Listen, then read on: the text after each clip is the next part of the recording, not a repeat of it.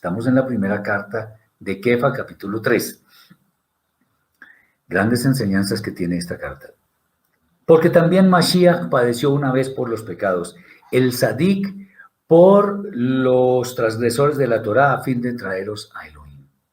Muerto en la carne, pero vivificado en espíritu, en el cual fue y predicó a los espíritus que estaban en las prisiones del Sheol, a la generación transgresora de la Torá y a los de los días de Noé, cuando la Ruach de Elohim, habiendo tenido extrema paciencia, dio la orden para la construcción del arca, esperando que se arrepientan.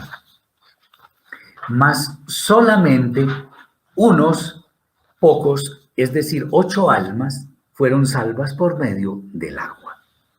De la misma manera, vosotros también, siguiendo la misma idea, sois salvos al bajar a la mikvé. Mikvé es el recipiente donde se hace una tevilá, porque es una figura de la remoción de la inmundicia de la carne como respuesta evidente de haber hecho teshuvá y tener así una buena conciencia hacia Elohim, por medio de la resurrección de Yeshua HaMashiach, quien después de ser levantado al cielo, fue sentado a la diestra de Elohim y a él le han sido sujetos ángeles, potestades y autoridades. Bueno, la inmensa obra de misericordia del Eterno al proveer un redentor, o mejor, al redentor, para pagar la deuda impagable de nuestros pecados intencionales, debería ser algo por lo que agradezcamos al Santo todo el tiempo. Cuando nosotros cometimos nuestro primer pecado intencional, éramos desde ese momento reos de muerte eterna. Y el Eterno envió a Yeshua, al Redentor, para que esa deuda impagable quedara saldada.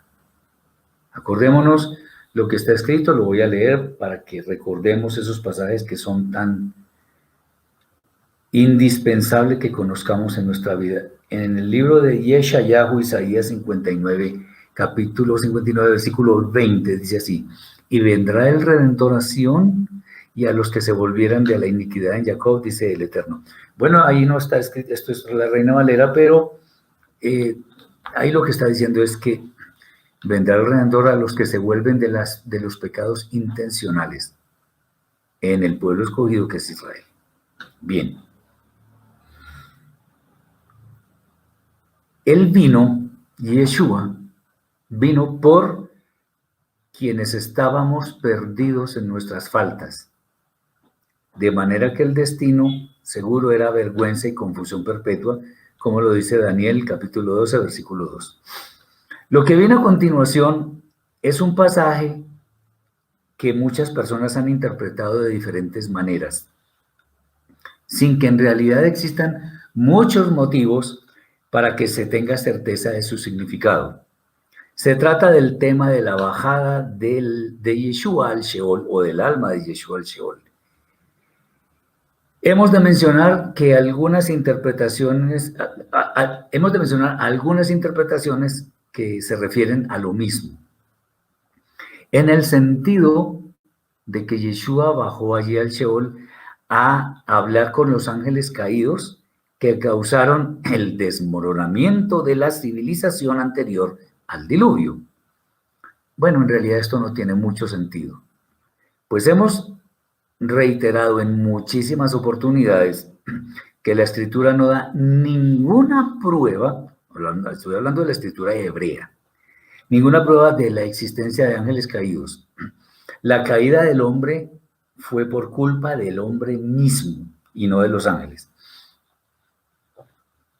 Otra vez, hacemos referencia a la carta a los Hebreos, capítulo 1, versículo 14, donde dice que los ángeles todos, yo pongo esa palabra con mayúscula, subrayada en negrilla, lo que ustedes quieran.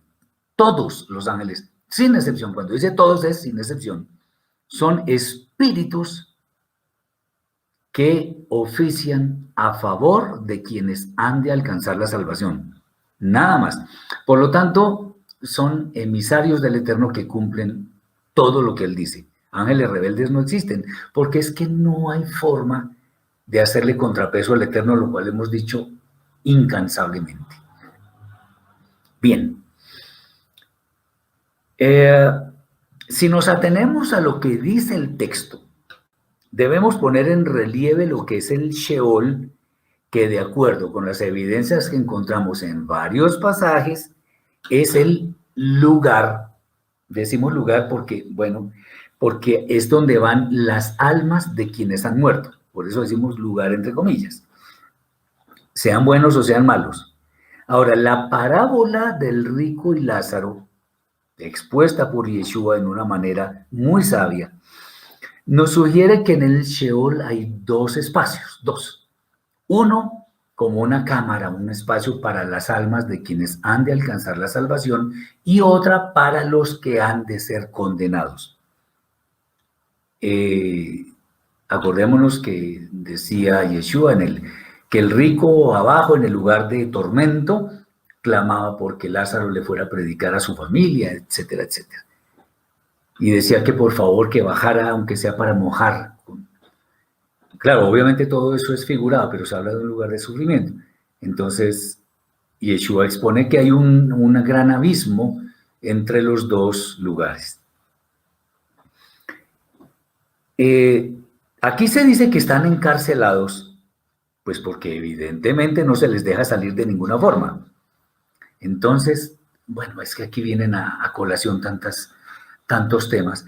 Fíjense ustedes que, por ejemplo, cuando vemos el pasaje de el rey Shaul, que fue a consultar a una adivina y que trajo al profeta Shmuel. La escritura dice que era el profeta Shmuel, seguramente tendría la misma figura, qué sé yo, el mismo aspecto.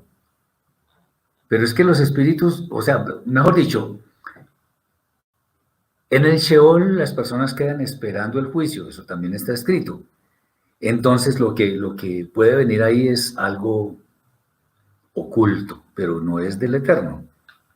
Tengamos eso muy, muy en cuenta.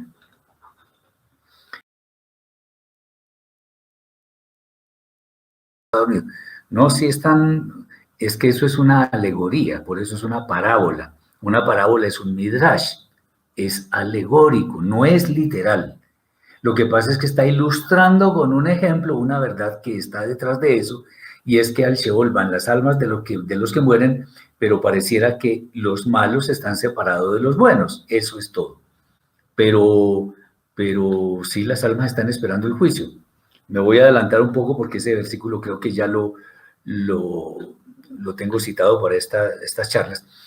Y es Hebreos capítulo 9, versículo 27. Dice, y de la manera que está establecido para los hombres que mueran una vez, no se muere dos ni tres veces, una sola vez, y después de esto el juicio.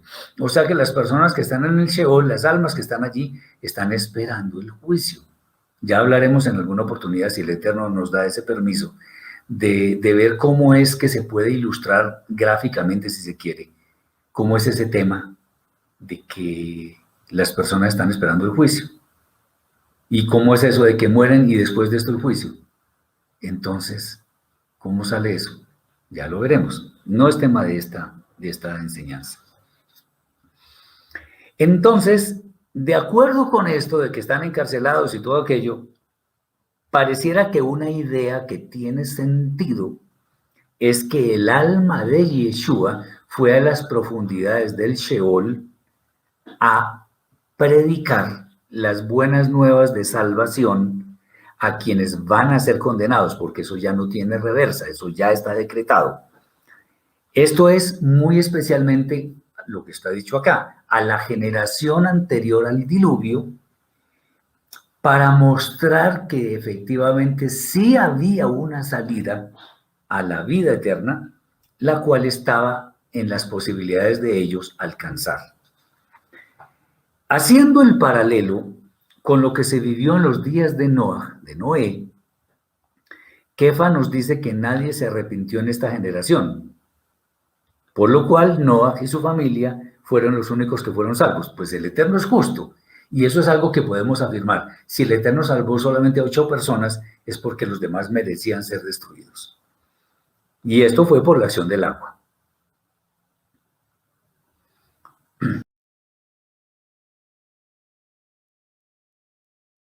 Es posible, lo que pasa es que en las esferas celestiales no hay mentira. Y por eso es que, digamos, el tema de que las hechiceras y los adivinos y todos esos deben ser muertos en el pueblo de Israel, porque eso no se permite. ¿Cuál es la razón por la que sepan cosas que vienen en el futuro? No tengo ni idea. No tengo ni idea. Pero, como dicen por ahí, que las hay, las hay. Así es.